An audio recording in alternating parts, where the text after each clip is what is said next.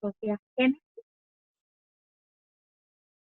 Los presentadores que nos acompañan el día de hoy, la señora Nuria Peña y el señor Javier Rodríguez. Muchísimas gracias por la asistencia de cada uno de ustedes. Mi nombre es Raquel Macarena, soy la directora de Mercadeo y Comunicación de Aladir. Me acompaña también como parte del equipo de Aladir Elaine Fonseca, nuestra gerente de procesos. Vamos a estar durante todo el webinar acompañándoles con el que tengan problema con el audio o la visual. Simplemente nos informen y nosotros a la brevedad atenderemos. Por favor, tengan en cuenta que todos ustedes están con el micrófono desactivado, así como sus cámaras. Sin embargo, la opción de preguntas y respuestas que puede aparecer en la parte baja de su menú o en la parte superior, en el caso de que se estén conectando desde su celular o desde su tablet, puede aparecer como preguntas y respuestas o Q&A, y allí pueden escribirnos cualquier detalle, cualquier problema que tengan en relación a la visual o al audio de la presentación.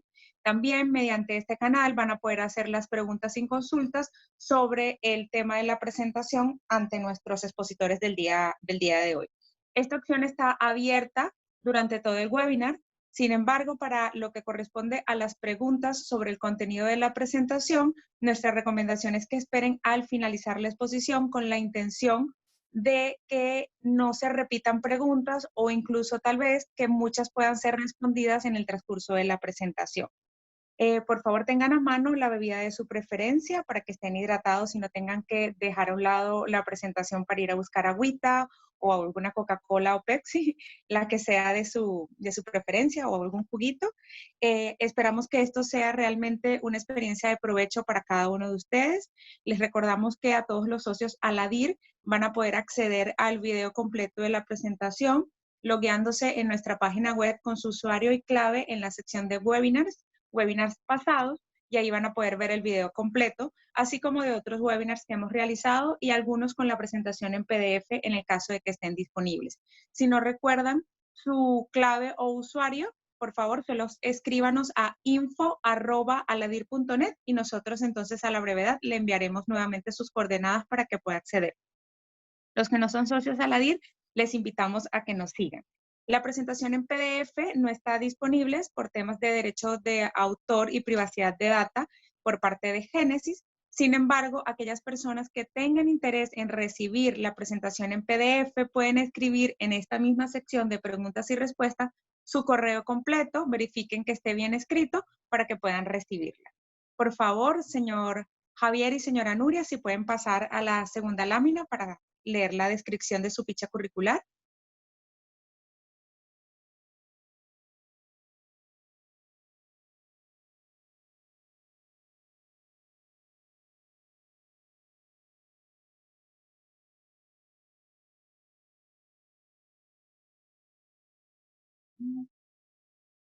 Gracias. Ok, antes de comenzar, voy a leerles brevemente la ficha curricular de la señora Nuria y del señor Javier, y luego entonces los dejo con ellos. La señora Nuria Peña es doctora en Química Analítica por la Universidad Complutense de Madrid, por sus investigaciones en biosensores para agua y alimento. Tiene más de 15 años de experiencia en tratamiento de aguas y está especializada en análisis y tratamiento de aguas, y principalmente en el estudio de la identificación de ensuciamientos y daños de membranas. Nuria ha publicado más de 15 artículos científicos, incluyendo estudios tanto en el ámbito de la química analítica como en el de tratamiento del agua. El señor Javier Rodríguez es técnico superior en laboratorio de análisis y control de calidad. Tiene 10 años de experiencia realizando análisis y ensayos de tratamiento de agua y principalmente realizando autopsias de membranas como parte del equipo de asistencia técnica de Genesis Membrane Products. Dentro de esta actividad, cabe destacar su experiencia en el desarrollo de equipos y metodologías de ensayo y análisis de la compañía. Les recuerdo que en la sección de preguntas y respuestas estaremos atendiendo todas sus consultas e inquietudes. Muchísimas gracias. Bienvenidos, señora Nuri y señor Javier. La audiencia es toda suya. Muchas gracias. ¿Se nos escucha bien? Sí, se escucha y se ven bien. Perfecto. Hola a todos. Muy bien. Bueno, vamos a saludar los dos a la vez para que la audiencia pueda vernos y entienda que vamos a estar aquí los dos durante toda la presentación. pero durante la parte que presentaremos cada uno vamos a separar un poco la cámara para poder respetar un poco la distancia de seguridad, porque tenemos que ser bastante cuidadosos con contagios, rebrotes y demás. Así que voy a empezar yo con una pequeña introducción y luego daré paso a mi compañero Javier a lo largo de la misma, ¿de acuerdo? Y bueno, antes de empezar con lo que son las herramientas analíticas que vamos a poder ver hoy, disculpar porque no va.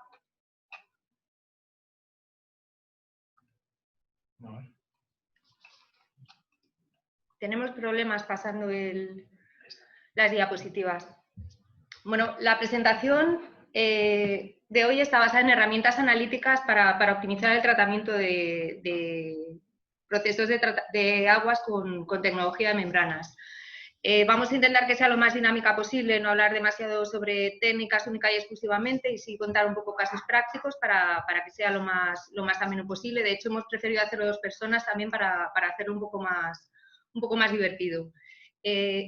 Confío en que la mayoría de la audiencia conozca Génesis, pero aún así este pequeño apunte es para recordar que nuestra empresa se dedica a la comercialización de productos químicos para membranas y microfiltros que se comercializan tanto en España como en toda Latinoamérica. Para cualquier curiosidad al respecto o incluso sobre servicio de laboratorio pueden consultar la página web de la empresa y de lo que siempre nos hemos sentido orgullosos y el valor añadido que creemos que tienen nuestros productos es el servicio de asistencia técnica que se da desde el laboratorio y que se ha intentado facilitar a nuestros clientes desde que empezó a funcionar la empresa en el año 2001. El laboratorio se ha especializado en tecnología de membranas y sobre todo en la industria de la desalinización y el servicio de autopsias y de análisis de aguas y todos los ensayos que se pueden llegar a realizar están englobados en la certificación ISO 9001 que tiene nuestra empresa. Perdón, porque tengo un problema con el ratón. El servicio del laboratorio se proporciona tanto a clientes de nuestros productos químicos como a distribuidores del grupo de Génesis Internacional, pero también a cualquier persona ajena a nuestros productos que tenga la necesidad de que se realice un estudio, una autopsia, etcétera. Gracias a recibir muestras de todo el grupo de Génesis Internacional en todo el mundo, hemos llegado a realizar más de 1000 autopsias, lo que hace que la experiencia de la que hablamos y la especialización que tenemos en membranas sea con casos reales y que dispongamos de una base de datos muy importante sobre ensuciamientos y diferentes problemas que pueden surgir en las plantas de tratamiento de agua con estos sistemas. Todos nuestros análisis y ensayos están basados en métodos estandarizados, pero aún así siempre intentamos poner a punto métodos para poder sistematizar y optimizar los procesos de análisis, principalmente lo que tiene que ver con autopsias y de membranas tanto de ósmosis como de ultrafiltración.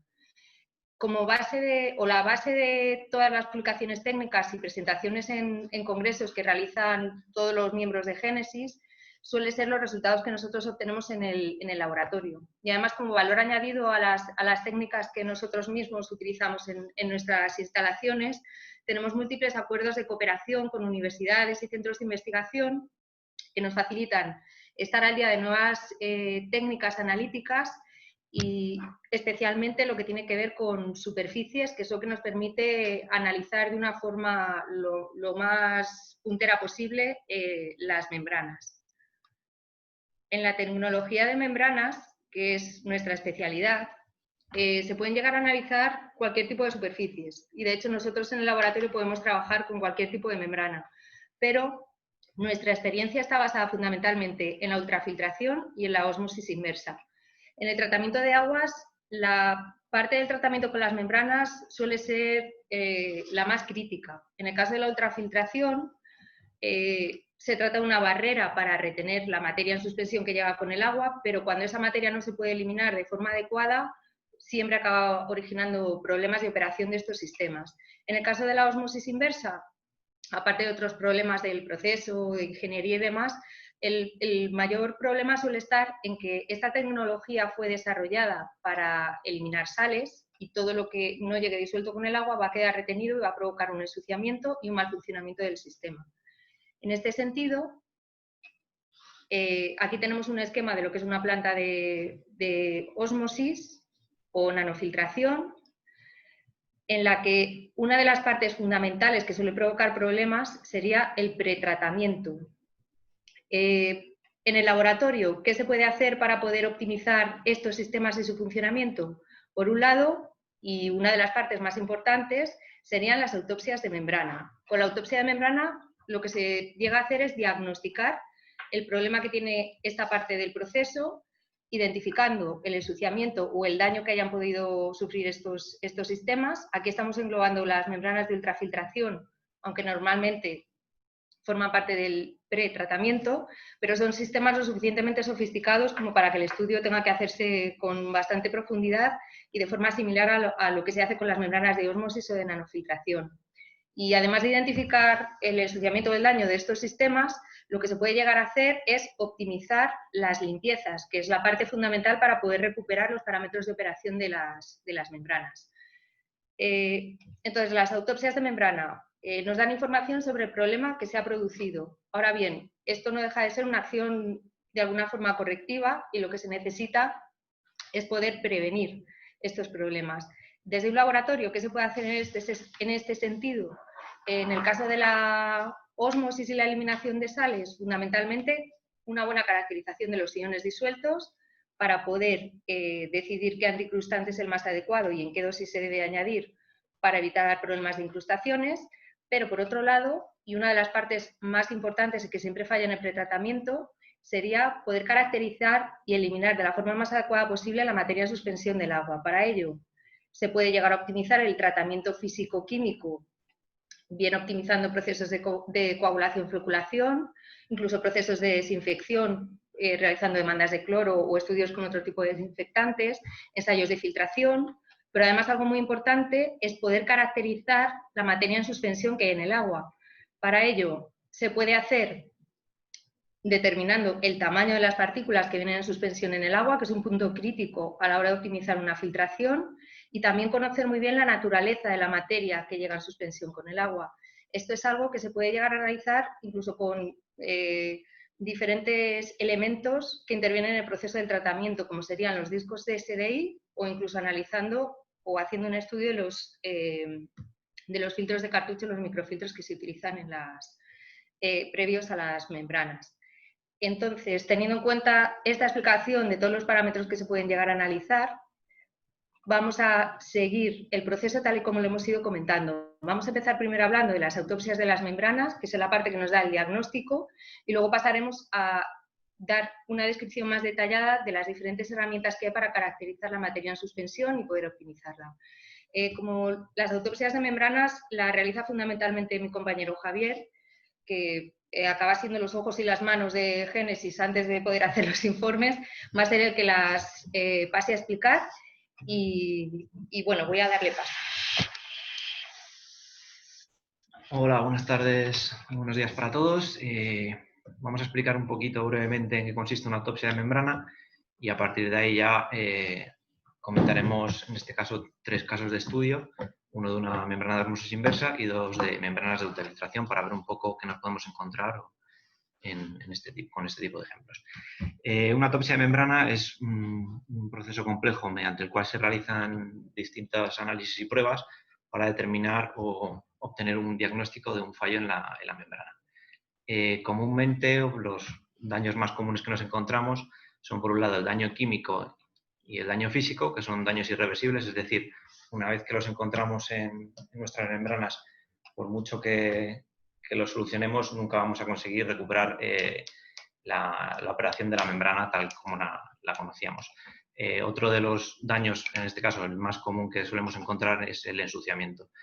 En este caso, el ensuciamiento, si se llega a controlar a tiempo, es un daño irreversible. En el caso de que no consigamos controlarlo a tiempo, llegará a ser un daño irreversible y nos volverá a pasar lo mismo. Para eliminar lo que debemos hacer en este caso es eliminar de forma efectiva el ensuciamiento de las membranas. Para ello, debemos de aplicar a tiempo procedimientos de limpieza adecuados. Para conocer o para aplicar el procedimiento de limpieza más adecuado, lo que debemos de hacer es identificar el ensuciamiento que está llegando a la superficie de la membrana y así poder eliminarlo de la forma más efectiva. Como ya he dicho, vamos a pasar un poco a ver un caso práctico. En este caso se trata de una membrana de ósmosis inversa. En el laboratorio se recibieron 2 membranas de un proceso industrial. Aquí pueden ver un pequeñito esquema de lo que se encontraba en la planta. De agua salobre. En este caso se recibió la primera posición de la primera etapa y la última posición de la tercera etapa. Estas 2 membranas son las que más información o las que nos va a aportar una información más compleja de lo que está sucediendo en nuestra planta de ósmosis, ya que vamos a saber qué está llegando a las membranas y qué está saliendo del proceso, al final del proceso. Por lo tanto, nos va a dar una información muy completa de todo. ¿Qué es lo que han observado en planta en este caso? Se observó una disminución tanto del caudal de permeado como de la calidad de agua producto. Por lo tanto, lo que se busca con este estudio es comprobar tanto el estado de las membranas, conocer si le está llegando la composición del ensuciamiento y, en el caso de que le esté llegando, optimizar el proceso de limpieza para, como ya he dicho, eliminarlo de la forma más efectiva y poder recuperar las membranas. Para ello, ¿qué es lo primero que hacemos en el laboratorio? Lo primero que vamos a realizar es una inspección visual, en este caso de la primera posición del elemento. ¿Qué nos encontramos? Nos encontramos que la superficie de la membrana está completamente cubierta por ensuciamiento y lo más destacado que podemos decir de esta membrana es que se ha detectado presencia de ensuciamiento en el lado del permeado, cosa que nunca debería suceder en este tipo de membranas, y ya nos van a dar una información de que algo está pasando, que esta membrana ha sufrido un daño. Además de esto, hemos obtenido una respuesta positiva en el test de carbonatos, sobre todo localizado en las zonas de apoyo del material espaciador, estas pequeñas hendiduras que vemos aquí, vemos cómo burbujean. Y pues cabe destacar la presencia relevante de ensuciamiento que encontramos en esta membrana. A continuación, procederíamos a hacer lo mismo con la membrana de la última posición. En este caso que nos encontramos viendo el elemento completo, unas roturas de las carcasas que nos indican que esa membrana ha sufrido algún tipo de daño en la operación. Además de esto, vemos que los elementos antitelescopio están completamente destrozados y eso ya nos verifica que algo está pasando en esa membrana. Además de esto, cuando la abrimos, volvemos a encontrarnos con que la superficie está completamente cubierta de ensuciamiento. Volvemos a obtener una respuesta positiva en test de carbonatos, pero esta vez vemos que es en toda la superficie de la membrana. Nuevamente, ensuciamiento detectado en el lado de permeado, igual nos da una información muy concreta de que estamos teniendo un problema y una presencia relevante de ensuciamiento.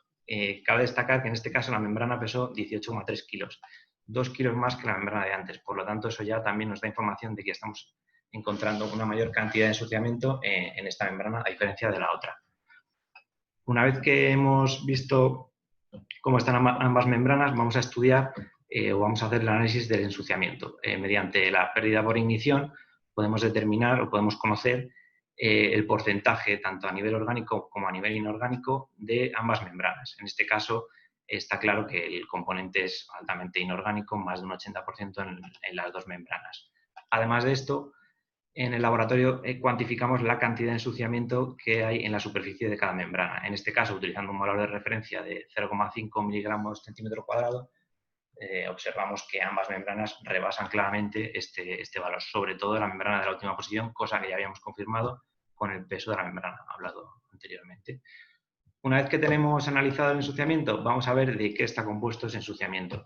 Mediante distintas técnicas, en este caso, como pueden ver aquí, un espectro de microscopía electrónica, vamos a obtener la composición elemental de los elementos que le están llegando a la superficie de la membrana.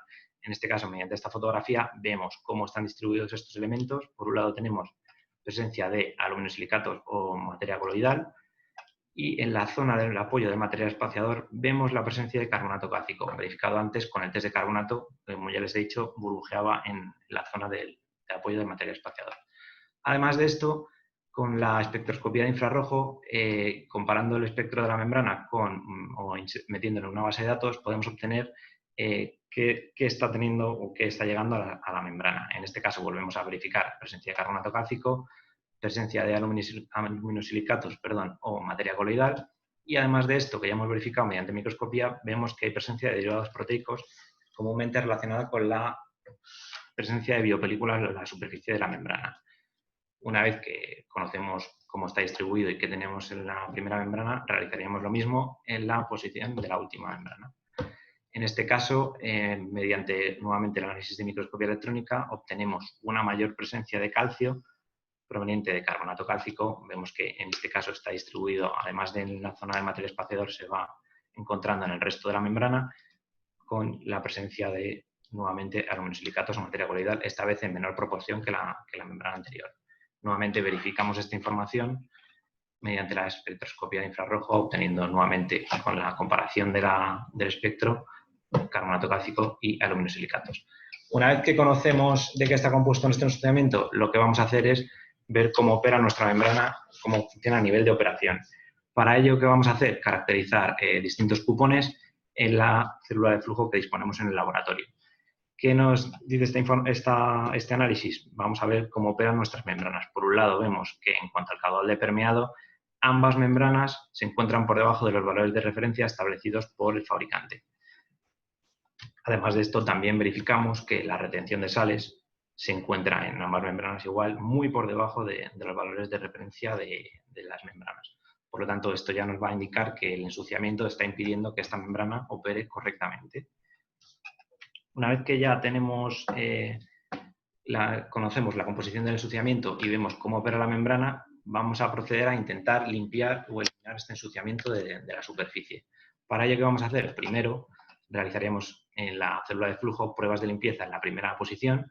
Al conocer la composición del ensuciamiento y saber que está compuesto de materia coloidal, vamos a intentar limpiar con limpiadores alcalinos y observar cómo todos ellos vemos como hay un aumento de caudal de permeado con todos los limpiadores. En este caso se demostró que el limpiador más efectivo fue el Genesol 704, en el que se observa un mayor porcentaje de caudal. Una vez que conocemos ya cuál es el que mejor funciona en la primera posición, vamos a ver cuál es el ácido en este caso, al tratarse de una incrustación compuesta de carbonato cálcico, cuál es el ácido que mejor funciona nuevamente con la membrana de la última posición. En este caso se observa un aumento con todos los limpiadores de nuevo y con el que mejores resultados se obtuvieron fue con el Genesol 721. Por lo tanto, y una vez que ya tenemos tanto caracterizado y sabemos cuál es el que mejor funciona, vamos a optimizar el protocolo de limpieza completo en todas o en las dos membranas que hemos recibido. Para ello, ¿qué hicimos en este caso? Por un lado, realizamos una prueba de 3 pasos con el limpiador alcalino, en este caso el seleccionado anteriormente, el Genesol 704, un paso ácido entre medias de Genesol 721 y acabando con el Genesol 704. Vemos un aumento muy relevante en el caudal de permeado. También se probó viendo si cambiando el orden de los limpiadores, en este caso primero introduciendo el limpiador ácido y luego el limpiador alcalino, se obtenían mejores resultados, pero en este caso no se llegaron a mejores resultados que con una limpieza en 3 pasos. Por lo tanto, en este caso se recomendaría una limpieza de 3 pasos, como ya he dicho, con alcalino, ácido alcalino. A nivel visual también se demostró que la membrana se elimina, el ensuciamiento que encontramos en la superficie de la membrana se elimina de forma efectiva. Por lo tanto, esto pone de manifiesto que este protocolo funciona perfectamente. ¿Cuál es el problema en este caso? Encontramos que nuestra membrana ahora mismo tiene un caudal de permeado muy por encima de lo que está recomendando nuestro fabricante. Por lo tanto, eso puede llegar a indicarnos que nuestra membrana puede estar dañada de alguna otra manera. Como ya he hablado antes, podemos encontrar, además del daño por ensuciamiento, un daño químico o un daño físico. Por lo tanto, lo que debemos hacer ahora mismo, y viendo lo que está sucediendo con esta membrana, es observar si se produce algún tipo de daño. Lo primero que haríamos sería intentar descubrir si se produce algún daño físico realizando el test de azul de metileno. En este caso, con un colorante por el lado de alimentación se introduce y si se ve en respuesta en el lado de permeado, es decir, coloración en el lado de permeado, obtendríamos una respuesta positiva. En este caso, ¿qué sucede? Deberíamos de obtener una respuesta más positiva viendo los resultados que hemos obtenido con las limpiezas, pero debido a la gran presencia de ensuciamiento en la superficie de ambas membranas, esto actúa como una especie de barrera que impide el paso del colorante. Por lo tanto, en este caso, los resultados no son relevantes o no son concluyentes realizando este test. ¿Qué haríamos ahora? Comprobar si hay algún tipo de daño químico en la superficie de nuestras membranas. En este caso, realizando el test de Fujiwara, muchos de ustedes lo conocerán, si obtenemos una respuesta positiva, la solución que vemos aquí en imagen debería de ponerse completamente rosa. En este caso, observamos que se genera una coloración, pero no se puede determinar si proviene de un halógeno. Por lo tanto, deberíamos de verificar este resultado con el uso de otras técnicas. En este caso, de estudio concreto, lo que se hizo fue realizar una espectroscopia de infrarrojo de ambas membranas. Lo que se hizo fue introducir o comparar, en este caso, la membrana de la primera posición por un lado y de la última posición por otro, con un blanco del mismo fabricante. Lo que se estudia en este caso es ver si hay una disminución de las bandas provenientes de la poliamida y que nos van a dar la integridad de nuestra membrana. En este caso, visualmente ya se puede observar que se ve una disminución de las 3 bandas de la composición de la membrana. Además de esto, mediante esta técnica se puede comprobar si hay una disminución también en el porcentaje de las áreas de estos picos. Y efectivamente se comprueba también que ha sufrido daños en cuanto a las bandas de poliamida o la integridad. Una vez que conocemos que la membrana ha sufrido daño, vamos a intentar determinar qué elemento es el que ha dañado estas bandas. Para ello, ¿qué vamos a hacer? Una espectroscopia fotoelectrónica de rayos X o XPS.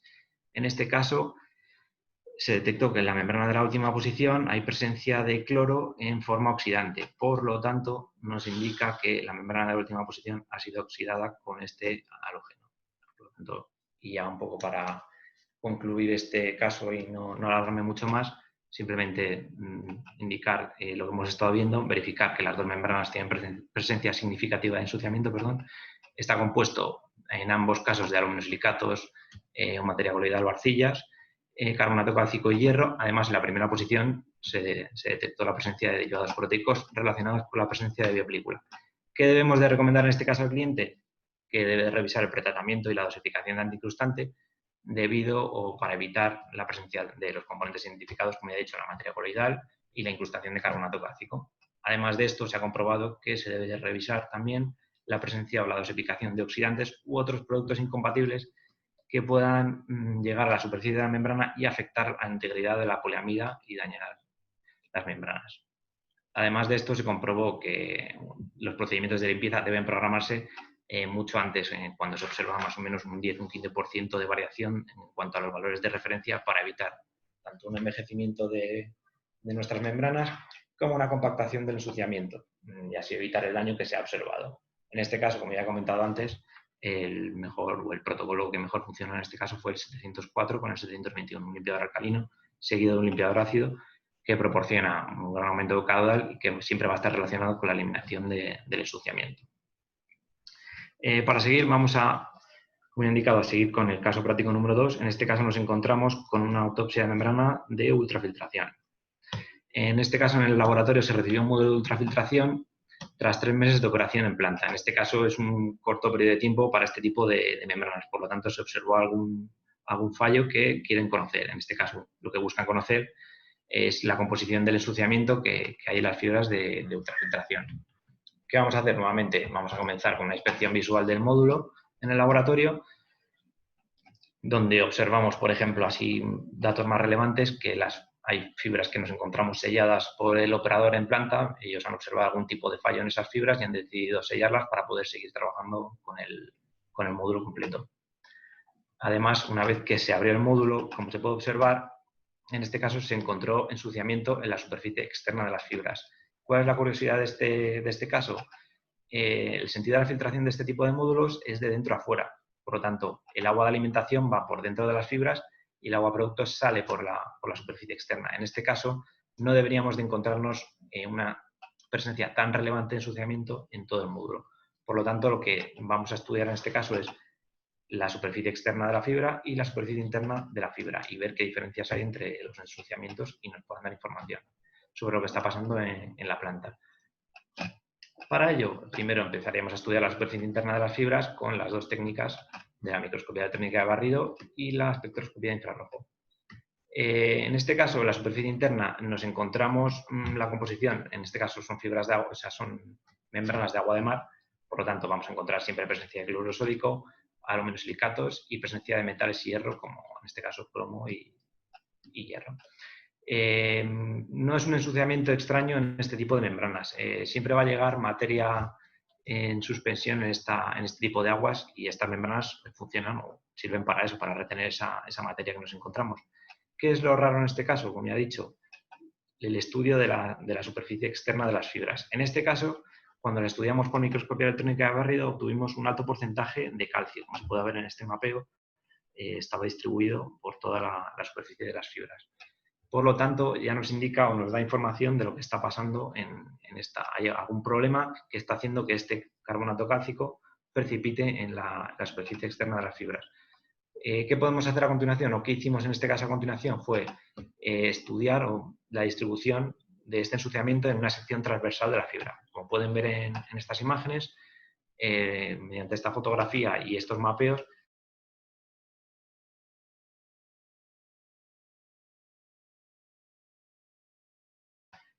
aluminosilicatos o sílice proveniente de aluminosilicatos, vemos un alto porcentaje, una alta cantidad de azufre que proviene de la propia composición de este tipo de fibras de poliéter sulfona, algo normal. Y, como ya he dicho antes, la curiosidad es que en la superficie externa encontramos presencia de carbonato cálcico. ¿A qué puede ser debido esto? Muchas veces un agua con una dureza excesiva utilizada en los lavados o los contralavados puede hacer que llegue a precipitar este carbonato cálcico en la superficie de las fibras y nos llegue a ocasionar a la larga un daño en las fibras.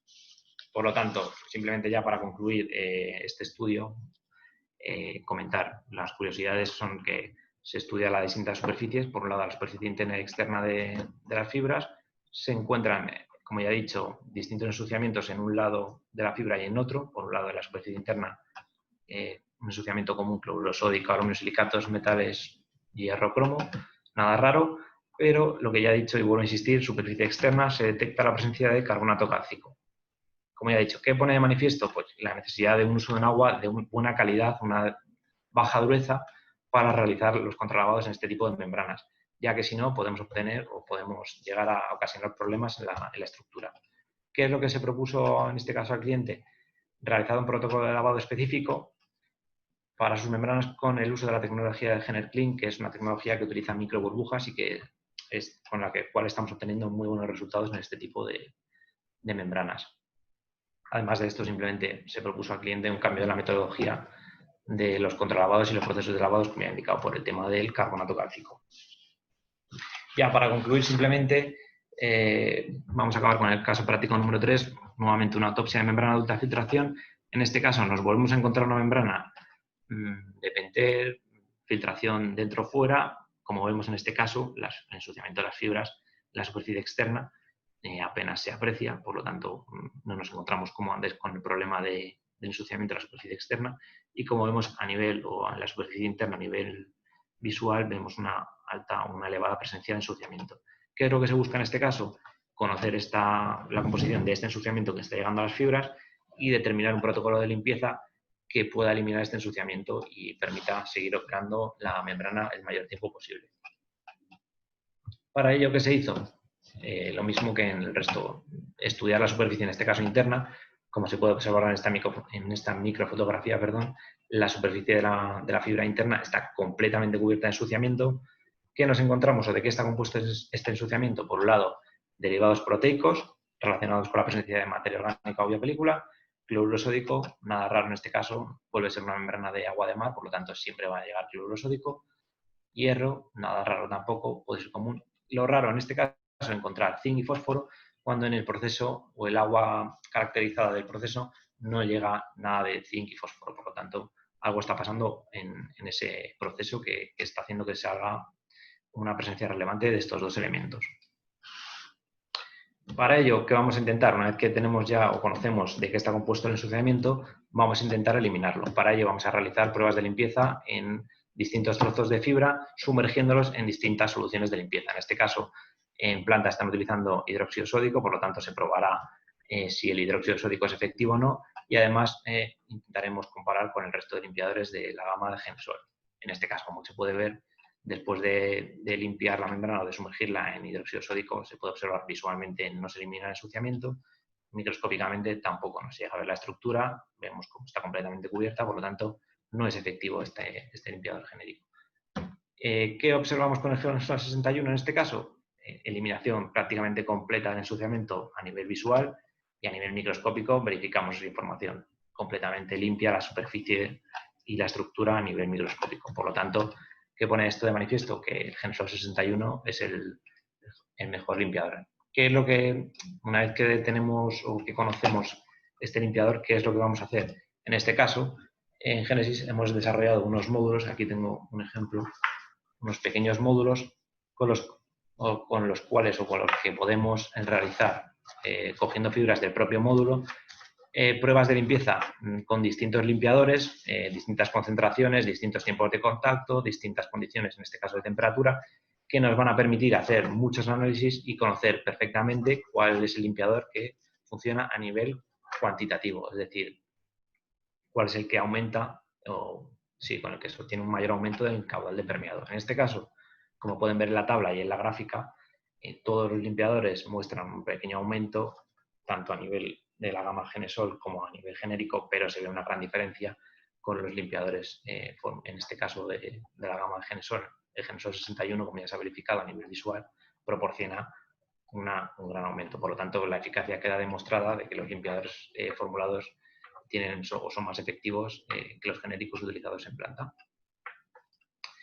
Simplemente concluir, nos hemos encontrado ensuciamiento relevante, en este caso el zinc y fósforo, que venía asociado sobre el proceso de la planta, y que se conoce que la composición o el protocolo más efectivo para eliminar este ensuciamiento es el Genesol 61, que en este caso es un limpiador neutro, en ningún caso va a llegar a dañar la estructura y elimina el ensuciamiento en su totalidad, y permite además detectar la estructura característica de este tipo de fibras que nos van a permitir seguir operando con ellas en condiciones normales.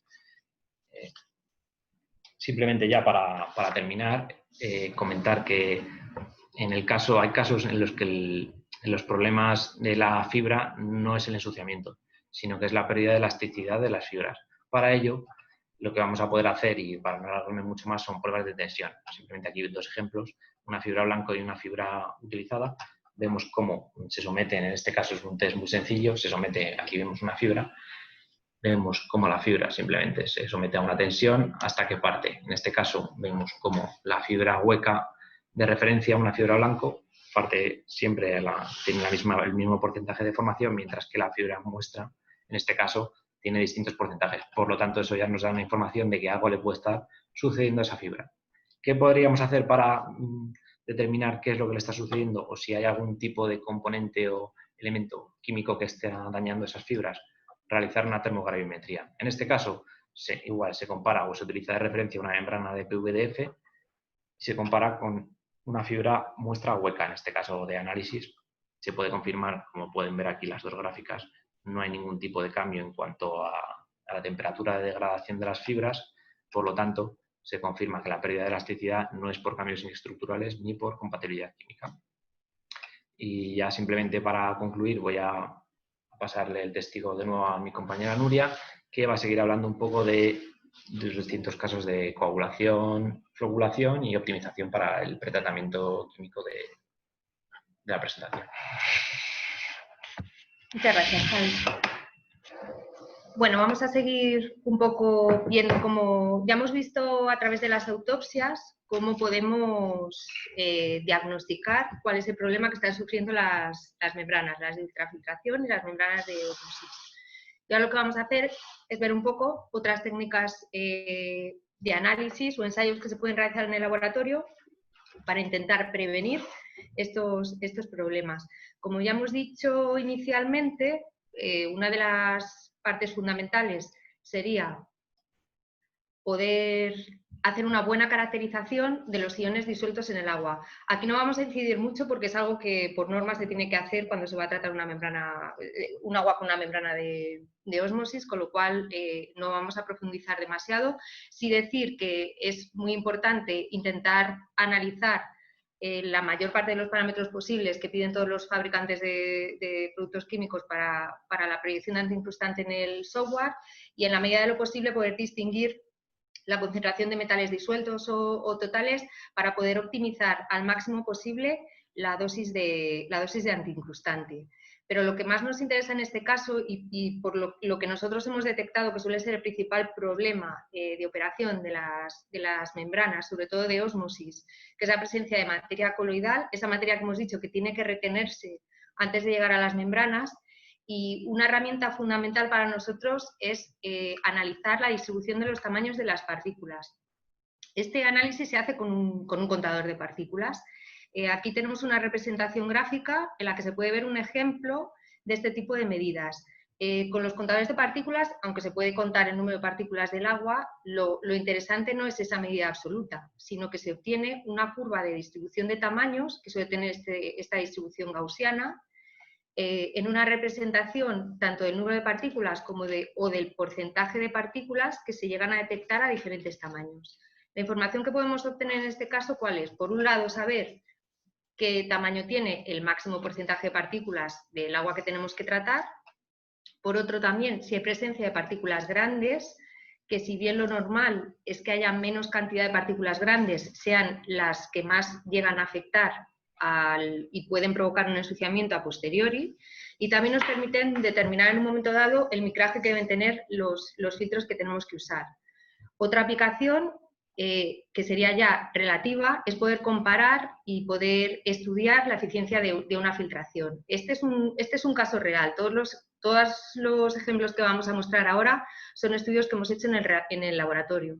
En este caso, lo que se hizo fue comprobar la efectividad de una filtración del agua cuya curva de distribución estábamos mostrando, y esta sería la curva antes, las barras de color azul, con las características del agua filtrada.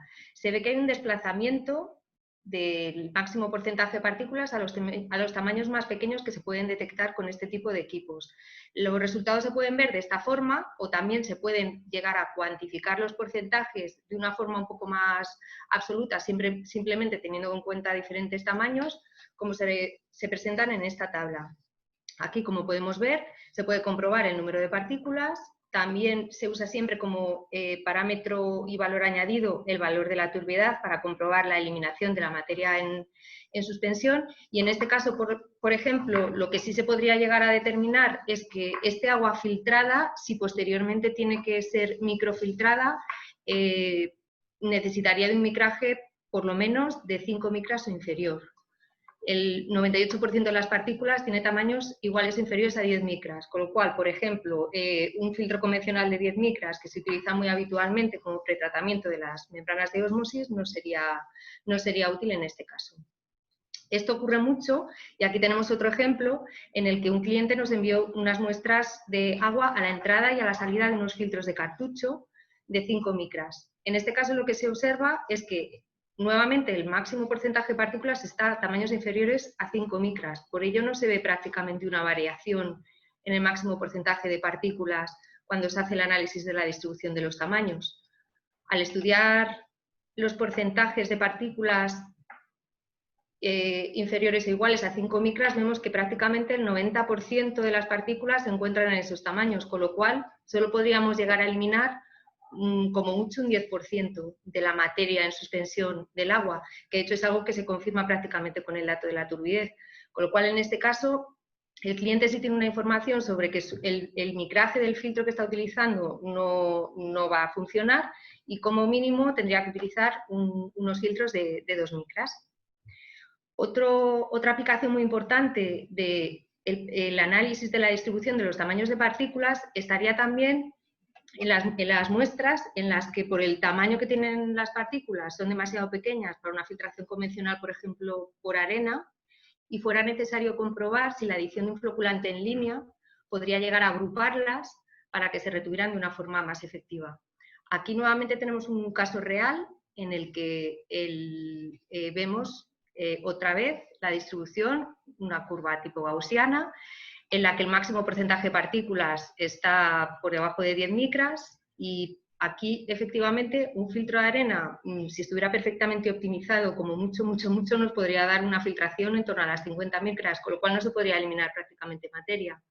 Con la dosificación de un floculante, lo que pudimos comprobar es que el máximo porcentaje de partículas se desplaza a tamaños algo superiores, y además empiezan a surgir porcentajes de partículas a los tamaños más altos. Esta es una forma muy útil de poder comprobar en laboratorio si realmente un producto puede ser efectivo en este sentido, y hacer unos estudios previos antes de llegar a la instalación y tener que empezar a hacer pruebas con diferentes productos químicos.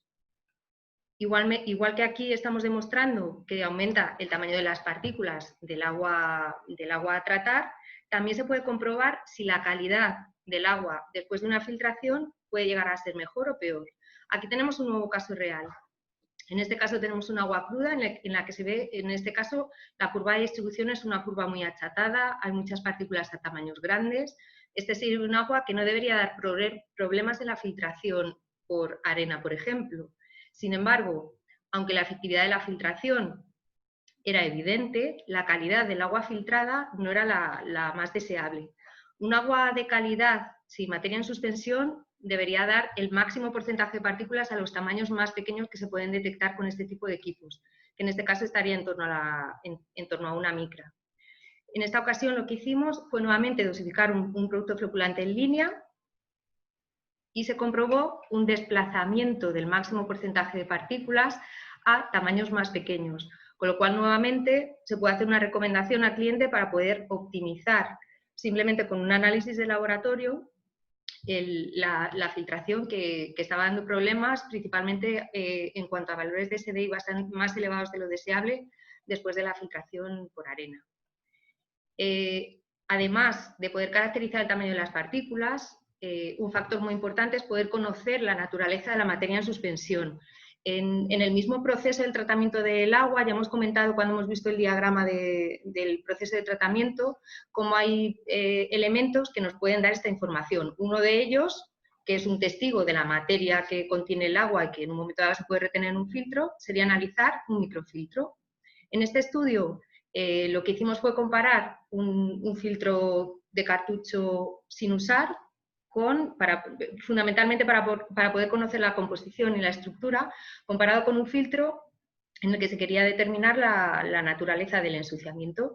En este caso se puede comprobar cómo este tipo de filtros tiene una estructura de fibras entrecruzadas y cómo en el filtro utilizado había presencia de materia retenida. En este caso se observó presencia de ensuciamiento tanto en las capas más superficiales como en las capas más internas del filtro y se analizaron muestras de ambas capas. En la capa más externa se utilizó, igual que utilizamos durante las autopsias de membrana para determinar los elementos que componen el ensuciamiento, la microscopía electrónica de barrido con energía dispersiva de rayos X y se detectó presencia de hierro y aluminosilicatos, presencia de carbonato cálcico y un muy pequeño porcentaje de derivados proteicos. Estamos enseñando los espectros y más identificaciones. Nosotros, por nuestra experiencia, conocemos los espectros característicos, pero estas bandas de aquí pequeñitas corresponderían a los derivados proteicos. Esto sería en la capa externa. En la capa más interna, la señal de estos derivados proteicos aumentó, con lo cual había una carga superior en materia orgánica. También había una concentración más elevada de cloruro sódico. Cuando se trata de agua de mar es bastante característico que los cristales de cloruro sódico se queden retenidos en la materia orgánica o biopelículas y que había mucha menor presencia de aluminosilicatos y seguía habiendo algo de carbonato cálcico que en este caso estaba asociado a microestructuras calcáreas que son bastante características también en el agua de mar. Igual que con los filtros de cartucho microfiltros, se puede caracterizar la materia en suspensión analizando los discos de SDI que se obtienen en estas medidas. Aquí vemos dos ejemplos de un disco de SDI obtenido en un agua antes y después de una filtración por arena. La diferencia de color es evidente, pero en algunas ocasiones puede interesar poder determinar si se están eliminando determinados componentes o no.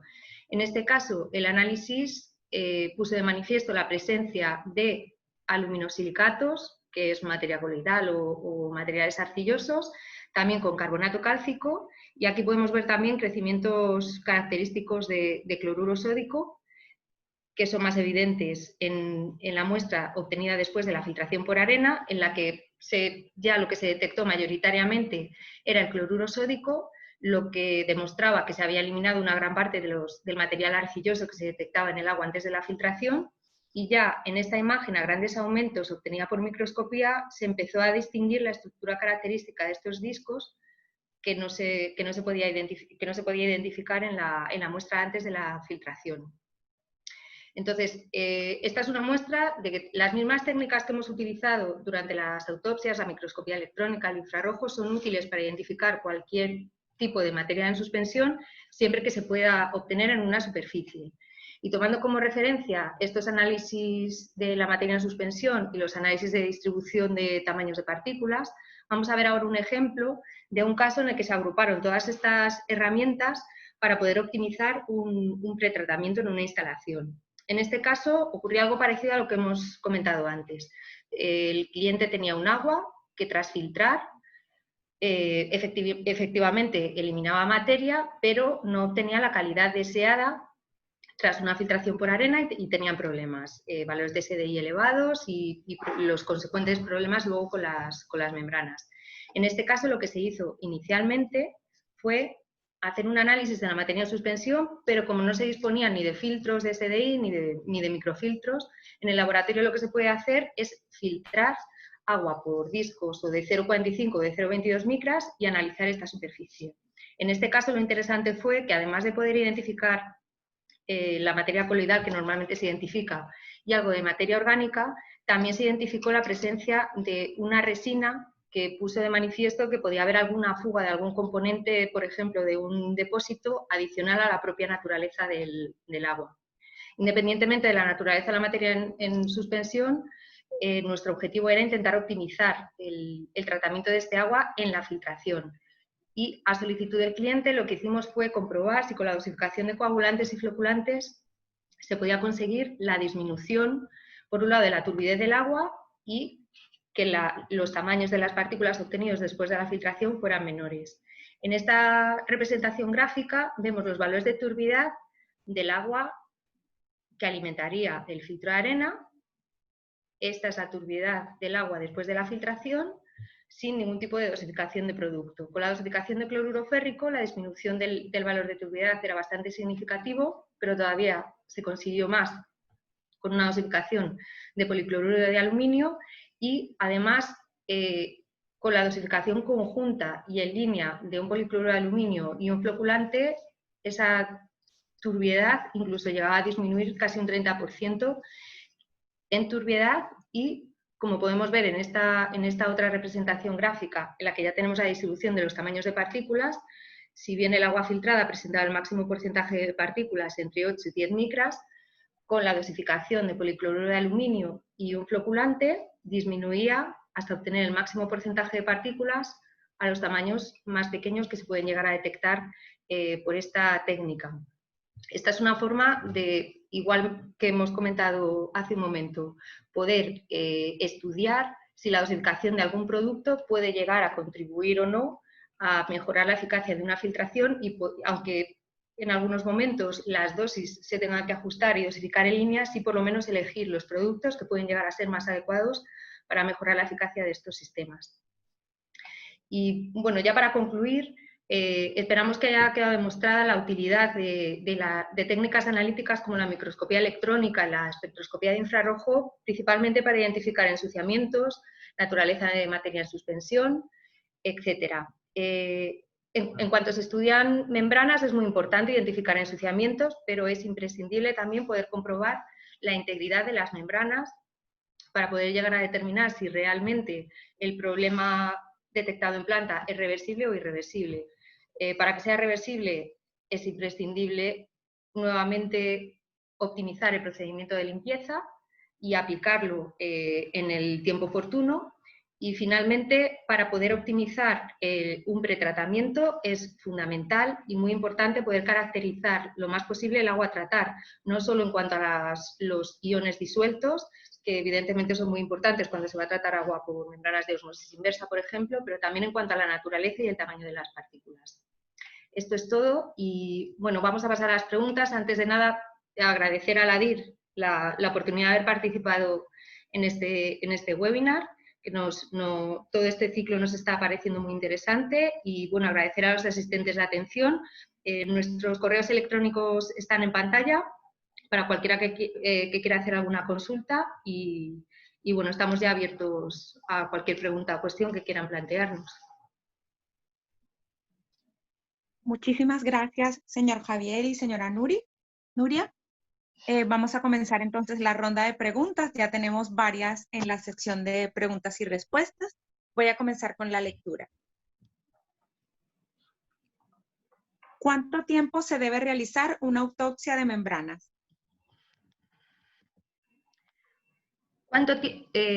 ¿Cuánto tiempo o cada cuánto tiempo se debe realizar? Imagino. Sí, entiendo. ¿Cada cuánto tiempo exactamente? A ver, las autopsias, nosotros solemos recibir casos en los que realmente hay problemas en la instalación que no permiten llegar a recuperar la operación de las membranas. Entonces, por un lado, hay clientes que nos envían las membranas cuando ya no hay forma de poder recuperar la operación y en ese caso es imprevisible saber cuándo va a ocurrir. En otros casos, lo ideal siempre sería poder realizar una autopsia antes de que la membrana empiece a dar realmente problemas para poder identificar el ensuciamiento, que siempre lo va a haber. Una membrana es una superficie en la que, aunque nosotros no lo detectemos por los parámetros de operación, siempre va a tener ensuciamiento de algún tipo, y en el momento en el que se caracteriza ese ensuciamiento y se puede optimizar el protocolo de limpieza, permite que en el momento en el que realmente los parámetros de operación varíen de forma que sea necesario aplicar, por ejemplo, un protocolo de limpieza, ya se disponga de la información. Entonces, por nuestra parte, lo ideal sería que en cuanto empiece a funcionar un sistema durante un determinado tiempo, se pudiera realizar una autopsia de membrana para poder identificar el posible ensuciamiento que llegara a tener y que en un futuro pudiera evitarse. Pero cada cuánto tiempo es imprevisible.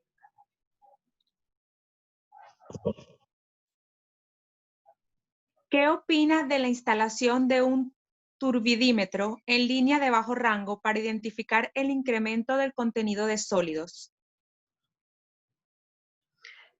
Cualquier herramienta analítica que se pueda utilizar en línea para detectar cambios en la calidad del agua son más que bienvenidos. Nosotros hemos hablado aquí de herramientas analíticas desde un laboratorio, pero evidentemente si en campo se pueden detectar principalmente cambios en el agua, es la mejor forma de poder actuar a tiempo.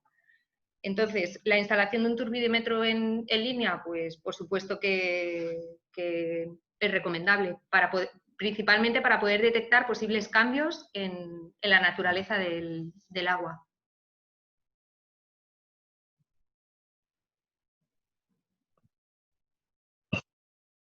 ¿Qué técnicas e instrumental emplean para realizar los mapeos donde identifican silicio, calcio, etcétera?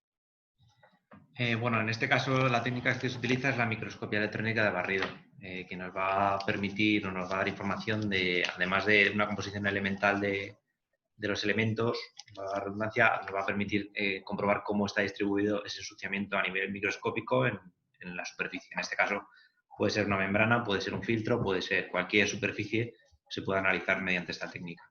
Sí, y lo que ocurre es que en la microscopía electrónica convencional nos da el análisis elemental.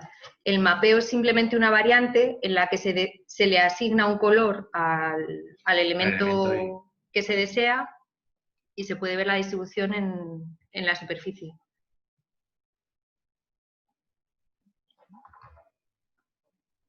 ¿Qué pudo causar la pérdida de elasticidad de la membrana UF?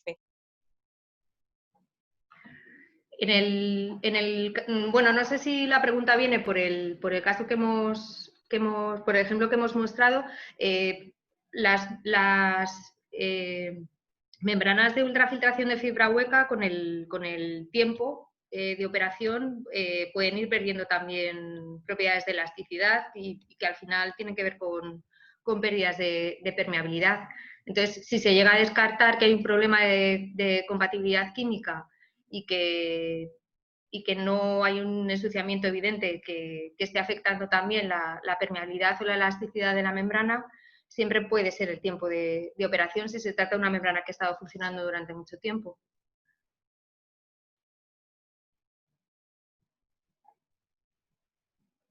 ¿En qué medida afecta a los productos derivados del cianuro?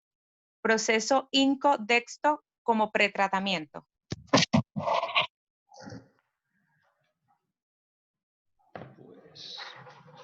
La verdad es que no tenemos experiencia con este tipo de productos. No hemos llegado a trabajar con ellos. No, a nivel químico, sinceramente, tendría que comprobar si pueden llegar a tener algún efecto en los diferentes tipos de membrana. y luego cualquier compuesto que esté en suspensión siempre acabará provocando un ensuciamiento que ya puede llegar a ser más o menos dañino para las membranas. Pero lamentablemente no tenemos experiencia y no tengo información al respecto. Puedo consultarla y si a la persona que ha hecho la pregunta le interesa, podemos indagar un poco más al respecto. Muchas gracias. Vamos con la siguiente pregunta. En el comienzo de la explicación, en autopsia de membranas, hablaron de pérdidas por ignición. ¿A qué ensayos se refieren? Aprovecho para felicitar a los expositores. Muchas gracias. Las pérdidas por ignición son una calcinación. Se somete la muestra a una temperatura a la que la materia orgánica se puede llegar a eliminar, de forma que el residuo que queda después de someter la muestra a esa temperatura se relaciona con el componente inorgánico y la masa que haya perdido la muestra con el componente orgánico.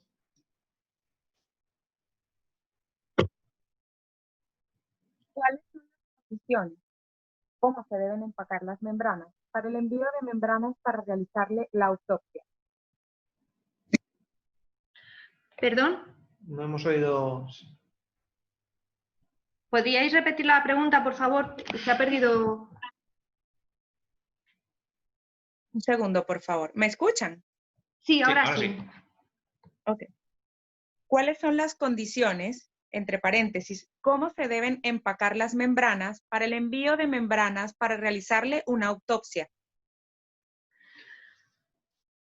Bueno, en este caso las membranas deben de tener, en ningún caso limpiarlas antes de enviarlas, debido a que si se intenta eliminar el ensuciamiento luego no vamos a obtener los resultados deseados, y siempre que se pueda, al sacarlas, dejarlas aproximadamente entre 5 y 10 minutos que saquen todo el agua que pueda, y una vez pasado ese tiempo cerrarlas bien e intentar impedir que se sequen.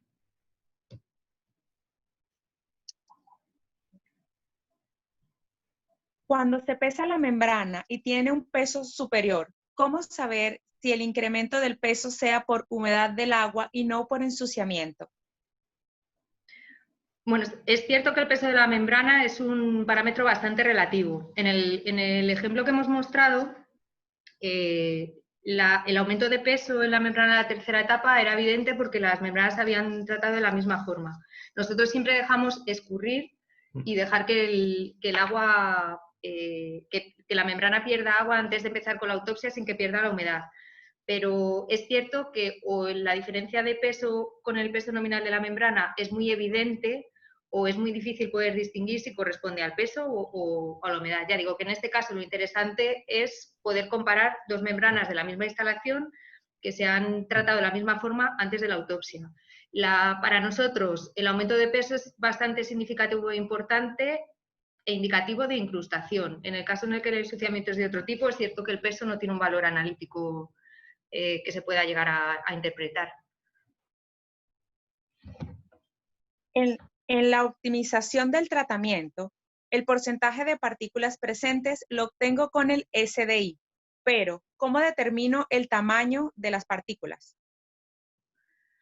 Bueno, ya hemos mostrado, el tamaño de las partículas se puede analizar en el agua haciendo un análisis de distribución de los tamaños con un contador de partículas.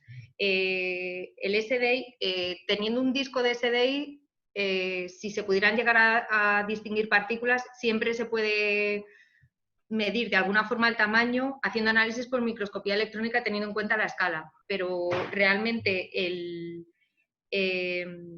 el porcentaje de partículas, o sea, con el SDI lo que se obtiene es una cantidad de la materia que hay en suspensión, y lo único que nos da es información de las partículas que son mayores de 0,45 micras, que es el tamaño de corte que tienen los discos que se utilizan para esa medida, pero no daría más información en cuanto al tamaño de partículas. Para el caso de ensuciamiento por materia orgánica que ensucian las membranas, ¿qué nos recomendaría evaluar y hacer para mejorar la operación?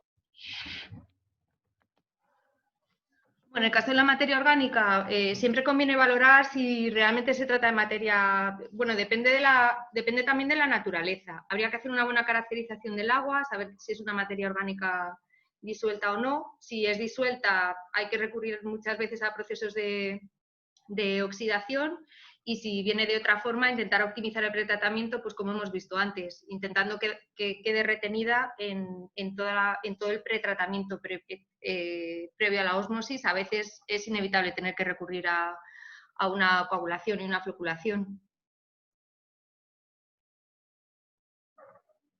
¿Cuál es la efectividad de los medidores SDI en línea hoy en día? ¿Y cuáles serían los más recomendados a la salida de filtros de cartucho en una planta de desalación de agua de mar?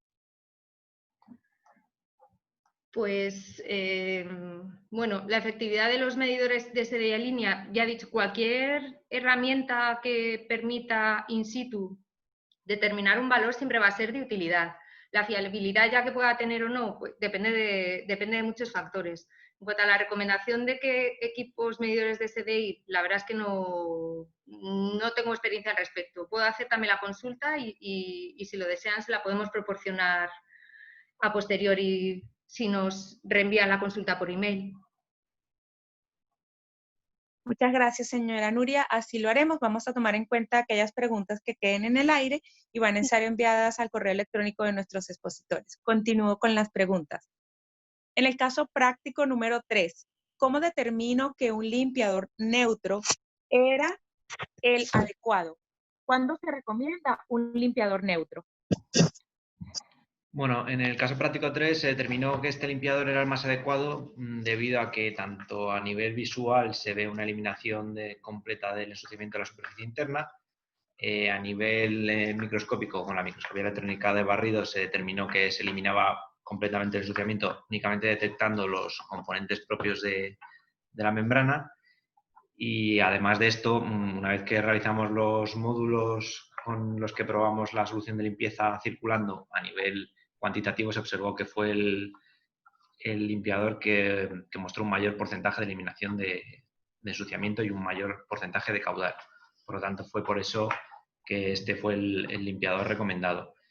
En este caso, ¿cuándo se recomienda un limpiador neutro? Simplemente realizamos pruebas de limpieza con todos los limpiadores y observamos varios parámetros. En este caso, hemos llegado a determinar que con metales puede ser que funcione bastante bien, pero simplemente hay que probarlos todos y ver. En este caso, fabricando estos módulos, lo bueno que tenemos es que nos permite tener esa versatilidad de poder comprobar cómo funcionan todos los limpiadores en la fibra. Por lo tanto, podemos realizar un análisis muy completo de ensuciamiento. ¿Existe algún desinfectante no oxidante para membranas de ósmosis inversa que se pueda administrar en línea?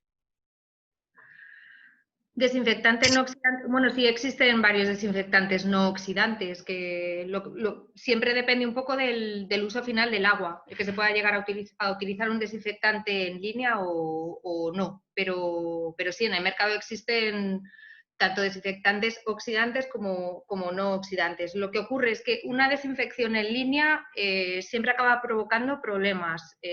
Siempre es más recomendable aplicar las desinfecciones con dosis de choque periódicamente para poder evitar problemas de biopelícula y demás. Por nuestra parte, siempre creemos que es más recomendable no desvicar los desinfectantes en línea, la verdad. En sus ensayos de membranas sucias, ¿han podido observar si la forma o geometría del espaciador también afecta el ensuciamiento de la membrana? ¿O quizás que los detergentes no tengan una buena eficiencia? Bueno, la geometría y forma del espaciador es un factor muy importante para el ensuciamiento. Es cierto que nosotros durante las autopsias no hemos podido llegar a tendríamos que tener un estudio realizado de un mismo agua tratado con membranas con espaciadores de diferente morfología para poder comprobar si realmente la geometría de ese espaciador ha afectado más o menos. Cuando recibimos una autopsia, la membrana tiene el espaciador que tiene y no, ya digo, nosotros no tenemos forma de comparar, pero es evidente que tiene un efecto muy importante en el ensuciamiento. Lo que es la geometría del espaciador. ¿Cuál era la segunda parte de la pregunta? Que si se debía de repente a que pudiera afectar la eficiencia del detergente. La geometría del espaciador es importante en cualquier caso, porque afecta a la turbulencia que llega a haber en el área que hay entre sus componentes, la superficie y la membrana. Entonces, sí es cierto que la geometría es un factor muy importante, tanto para el ensuciamiento como para luego ya simplemente la circulación del agua sobre la superficie, la del agua, la de los detergentes, etcétera. Entonces, sí, es un parámetro crítico, pero ya digo que nosotros durante las autopsias no lo hemos podido comprobar porque realmente no tenemos referencias de un mismo ensuciamiento, un mismo tipo de agua o una misma instalación con distintos materiales espaciadores. Muchas gracias. Vamos a responder 5 preguntas más y cerramos la ronda de preguntas y respuestas para respetar el tiempo no solamente de nuestros presentadores, sino del resto de los asistentes. Si queda alguna pregunta sin responder, serán respondidas vía correo electrónico. Continúo con la siguiente pregunta. ¿Cuál es la correlación entre lo que se genera en un simulador de ósmosis y lo encontrado realmente en la autopsia? Por ejemplo, si el simulador dice que va a precipitar sílice, ¿esto es comúnmente como se verifica? Bueno, es cierto que en lo que a incrustaciones se refiere, sí suele tener relación, porque lo que hemos comentado antes, a partir de la caracterización de los iones disueltos, se puede prever el potencial de incrustación que tendrá un agua y lo normal es que eso es lo que luego se encuentre incrustando las membranas. Otra cosa es otros tipos de ensuciamiento que evidentemente es imposible poder llegar a preverlos con un simulador o con un software, porque realmente hay que hacer un análisis para poder determinar si hay biopelículas, si hay materia coloidal. Estos son parámetros que no se pueden prever cuando se utiliza un software, ni de los fabricantes de membranas ni de los fabricantes de producto químico. En las autopsias en las membranas, ¿se aplican ensayos destructivos? Bueno, una autopsia en sí es un ensayo destructivo, ya que a nosotros nos llega la membrana completamente cerrada y nosotros, por así decirlo, la destripamos completamente para poder analizar todos sus componentes y ver dónde está el fallo que ha podido provocar su mal funcionamiento. Por lo tanto, ya partiendo de la base de que la autopsia es destructiva, sí. Esta pregunta creo que han respondido ya en buena medida, pero pues igual la voy a comentar. ¿Cómo se determina en terreno y en laboratorio el tamaño de partículas? Bueno, sí, es cierto que en cierto modo, hemos ido comentando durante la presentación cómo determinar el tamaño de partículas. Nosotros lo determinamos con un contador de partículas, que es un equipo que proporciona una distribución de los diferentes tamaños de las partículas. También existen equipos para medir en línea, que se pueden instalar en cualquier instalación. Y aún así también hay forma de determinar tamaños de partículas haciendo como se hace muchas veces con los materiales filtrantes cribados por diferentes micrajes, etcétera. Pero la medida más rápida y más fiable sería un contaje de partículas, un análisis de la distribución de los tamaños con un contador de partículas. Que ya digo, puede realizarse con un equipo de laboratorio o se puede realizar en línea. Perfecto, vamos con las últimas 2 preguntas. En el caso mostrado, vimos que hay daño por oxidantes en membranas de la segunda etapa, pero no en la primera etapa. ¿Esto a qué se debe? ¿Es algo común? Bueno, en el ejemplo que hemos mostrado, donde se confirmó que había presencia de cloro en forma oxidante era la segunda etapa, pero el daño químico era evidente en las 2 posiciones. En cualquier caso, si hay ocasiones en las que ocurre que en cualquier autopsia en la que se analicen 2 membranas, en el momento en el que en una haya presencia de un halógeno, y principalmente si es la última etapa, eso ya quiere decir que ha llegado cloro a la instalación. Si además la primera etapa tenía un daño químico demostrado por los análisis por infrarrojo, es muy probable que también le haya afectado aunque no se detectara. Pero en cualquier caso, ha habido algunas autopsias en las que sí hemos detectado presencia de cloro y oxidación en una última posición, y nosotros creemos que es porque normalmente las membranas de las primeras posiciones hay mayor presencia de biopelícula.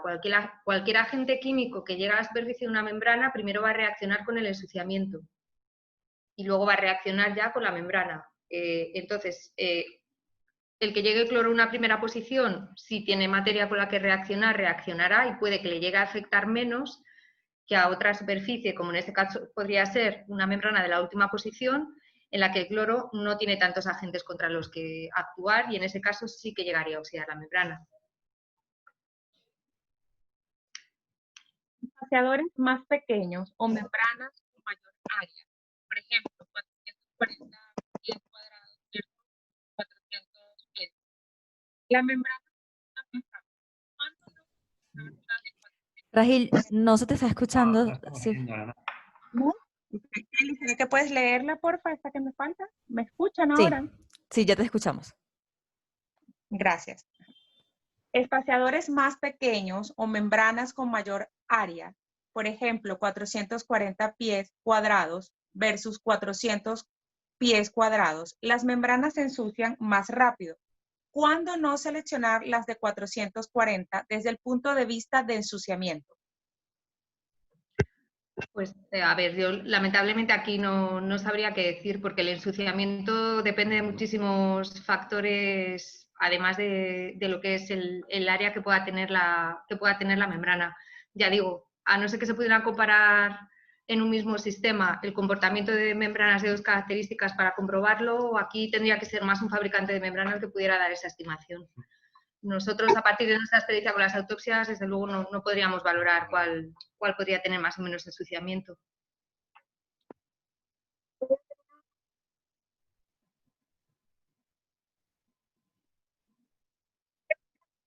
No, bueno, volvemos a perder.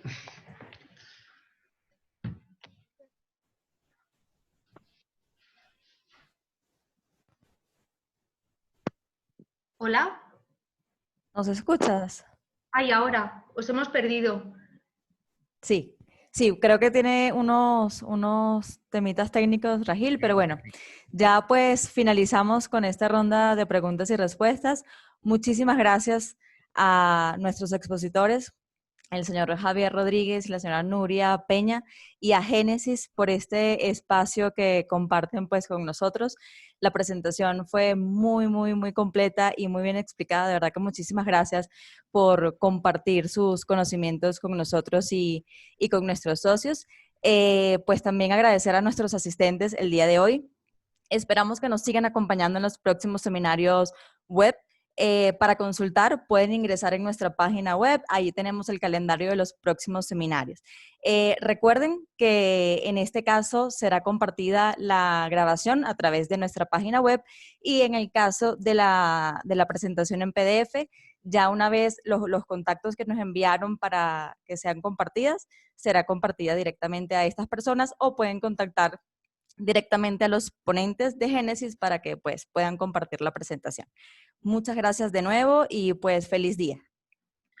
Muchas gracias, hasta luego. Muchas gracias. Un saludo a todos. Hasta luego. Adiós.